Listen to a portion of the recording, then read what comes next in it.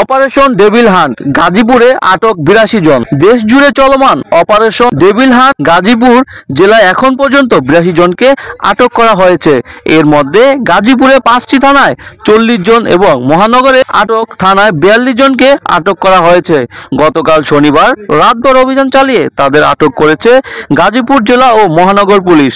আজ রবিবার সকালে গাজীপুর জেলা police super doctor Chowdhury Mohammad Jabed Sadek জানান, জেলার বিভিন্ন থানায় এলাকায় অভিযান চলমান রয়েছে। অপারেশন ডেভিল হান্ট ৪০ জনকে আটক করা হয়েছে। তাৎক্ষণিকভাবে আটককৃতদের নাম পরিচয় জানতে পারেননি তিনি। এদিকে গাজীপুর মেট্রোপলিটন পুলিশ, বাংলাদেশ সেনাবাহিনী, র্যাব সহ অন্যান্য আইন শৃঙ্খলা রক্ষা বাহিনী রাতভর অপারেশন ডেভিল হান্ট পরিচালনা করেছে। এর মধ্যে গাজীপুর মহানগর ৮টি থানায় মোট ৪২ জনকে আটক করার কথা জানিয়েছে মেট্রোপলিটন পুলিশ।